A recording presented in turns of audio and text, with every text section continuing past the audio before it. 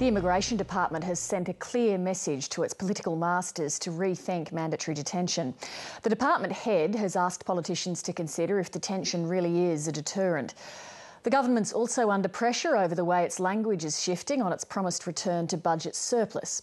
Shortly, we'll be joined by Finance Minister Penny Wong, but first, political editor Chris Ullman looks at the day in Parliament. In the endless spat over irregular boat arrivals and mandatory detention, the argument usually focuses on the asylum seekers, their lawyers. They're very distressed. Activists. And the politicians that make the policy and brawl over it. People smugglers can no longer sell their product. A system in absolute crisis. Something has to change. Rarely is any thought given to those who run the system. In managing this issue, the department does not engage in any philosophical debate. Public servants aren't allowed to publicly debate policy, but obviously they have a very well-informed view about how the system works. There are a range of policy conundrums. How should we manage the issue of asylum? What is the balance between our international obligations to protect refugees and our need for strong border controls? The head of the Immigration Department has asked a cross-party parliamentary committee to rethink the way Australia deals with asylum seekers. How do we manage reception? By this, I refer not only to the policy of mandatory detention, but refer to the broader issue of how we manage unauthorised arrivals at our border and indeed how we manage our immigration detention network. Is immigration detention a deterrent? The Minister wasn't available for comment, but his office says that this statement wasn't questioning the existing system. 730 understands it was. The message is deliberate and crystal clear.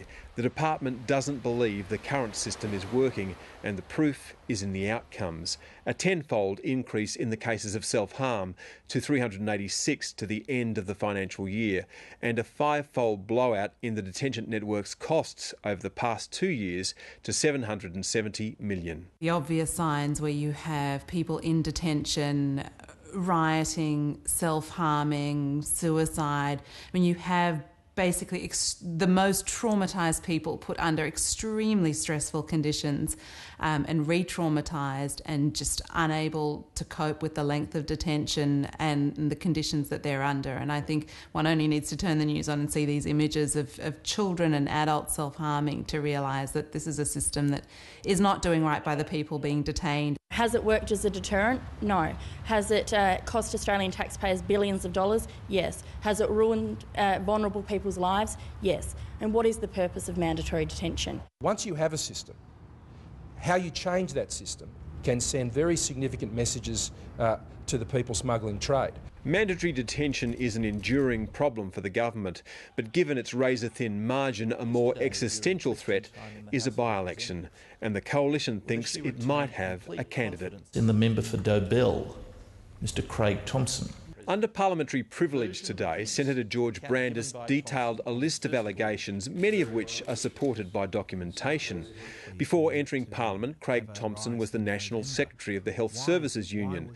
In 2009, the Sydney Morning Herald reported that over 5 years, $100,000 in unreceipted cash payments were debited from his union credit card, and twice it was used to buy services at a brothel.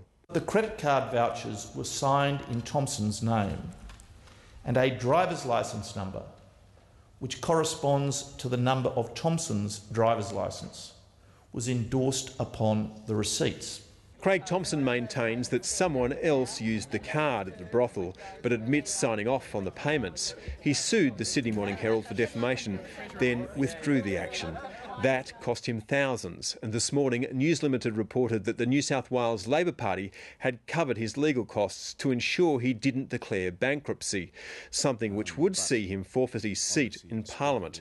Last night, Mr Thomson made a very late addition to his register of interest to record that in May the party paid a sum of money to his lawyers. Mr Thomson didn't wish to comment, and Senator Brandis posed some of the unanswered questions. First, given the amounts of money involved and the entity to whom the credit card payments were made, why did Thomson not query the accounts before authorising them for payment?